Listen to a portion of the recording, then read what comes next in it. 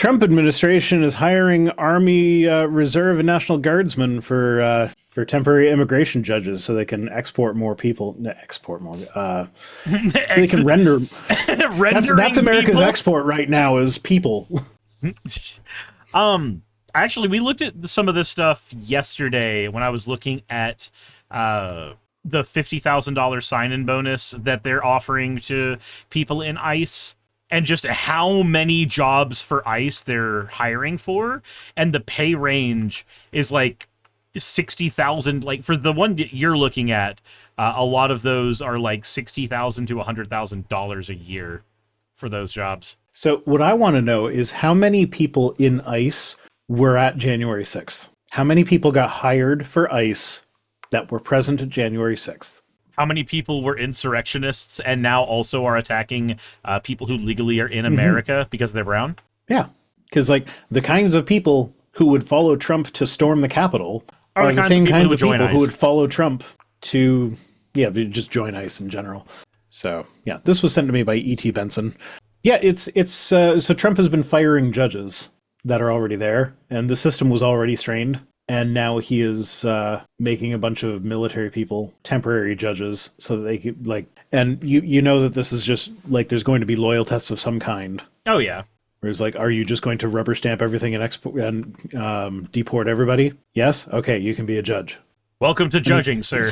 It's not just anyone. They are lawyers and stuff. It's not like they're just pulling random ICE agents off the field and being like, you're a judge now. It is actual lawyers, but still. I mean, they grabbed random podcasters and said, hey, you can be the director of the FBI. Yeah, so...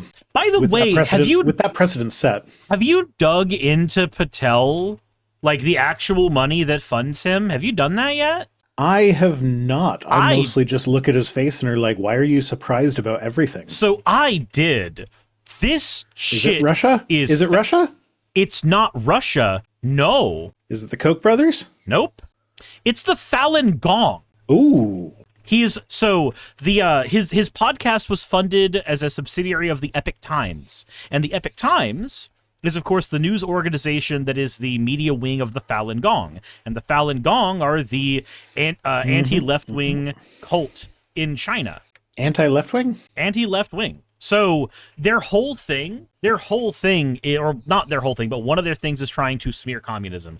They are against the Chinese government as it is, but whenever they operate in American territory, they almost always just put out anti-left-wing content. So their media strategy here is right-wing conspiracy bullshit. Yes. Yeah, no, I'm aware of that. I knew about the Epoch Times. I actually learned about them when I went to the God Awful Movies show a couple years ago. That was in Toronto, and they happened to, like, the Falun Gong happened to be doing a parade down the streets in protest of China or whatever. And when you look up the material, it's all about how the Chinese government is persecuting their religious movement. And that was kind of one of my first experiences with, like, oh yeah, they can just all be bad guys. It's like, yeah, no, the Chinese government should not be persecuting them. But also they suck. Yeah, like we should not be persecuting the Mormons, but the Mormon church also fucking blows. Yeah. Like it's insane how that works. I disagree with the governor of Missouri who issued an executive order calling for the extermination of all Mormons. Yeah, I disagree with that. Genocide of the Mormons shit. But Mormonism still fucking sucks. Also, that's the, what's the show that they put on? Do you remember what that's called? The show for the Falun Gong? The Shen Yin show? Yeah, the Shen Yin. So that's their main inroad with people in the West. That's their main inroad as a Chinese representative. Their main inroad here is Epoch Times. Okay, but their main inroad with the general population is they put on these Shen shows. They advertise them. It's like a Cirque du Soleil. They don't really say anything about the cult that they are or whatever else they're affiliated with. It's just a Cirque du Soleil sort of thing. Yep. I just realized to put on my communism hat to talk about the Falun Gong.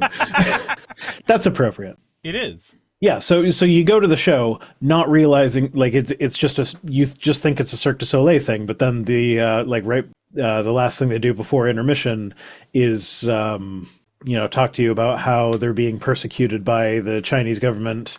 So please give us money and sign up here for more information. And so it's the soft sell of the cult that they are. Correct. So yeah. Like, the thing with cults are never insidious when they flat out tell you that they are cults. So, like, the Church of Scientology is insidious, but everybody knows it's a cult. So it's only ever going to be so effective, and it's only ever going to be very effective with very gullible people or people who are easily exploitable by them in the first place, because, like, previous family was in the cult or some shit. The thing that makes a cult really dangerous is when nobody is willing to call it what it is. If nobody's willing to do so, then they can just gain more power. This is the shit we saw with the NIFB. Because, like, when you think of Baptist Church that is anti-gay, you think Westboro Baptist Church. But in terms of actual influence, the Westboro Baptist Church is a fucking joke. They don't have a lot of influence. But when you look at the NIFB or even the old IFB by extension, they're fucking everywhere. They are in so many places. They have gotten politicians hired. They have actual real material power, and people will not call them a cult, but they are far more dangerous than the Westboro Baptist shits. Yeah, because they're just a branch of Christianity. How can that be a cult? Totally. Speaking of the NIFB, I am covering Dr. Gene. Well, it's my Meathead Monday video this week is Dr. Gene Kim's evolution video. Which one? One of them. I don't know. It's one of the two that I've done.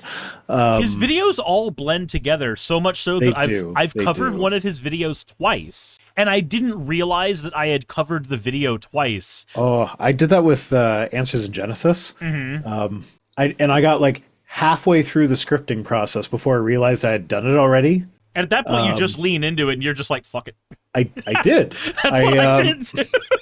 No, because in the first half, like, I covered things that I hadn't covered in the last video that I had done. But like, there was a point in the middle where it's like, oh no, I know I've covered something like this before, so I'm going to reference that video. And I went to find that video, and was like, oh fuck. That video is when I responded to this video. But Answers in Genesis tricked me into it, because what they were doing is they were making their old videos unlisted and then re-uploading them with a new title and thumbnail. So now they look like brand new videos. Yes. So like I saw it, like, it was just uploaded a month ago. I haven't covered Answers in Genesis in a month, so I guess I can cover this one.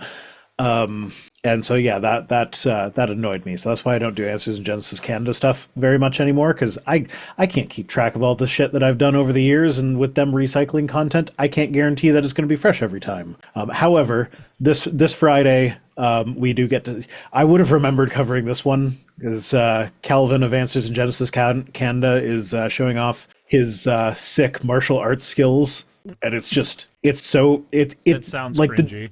The divorced dad energy is extremely high with this one.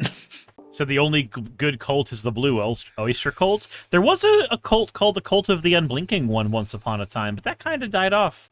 Blue Oyster sounds like it might be a sex thing. Nah, that's blue. You're thinking of a blue waffle. No, that's not a sex thing. That's a definitely not time for sex thing.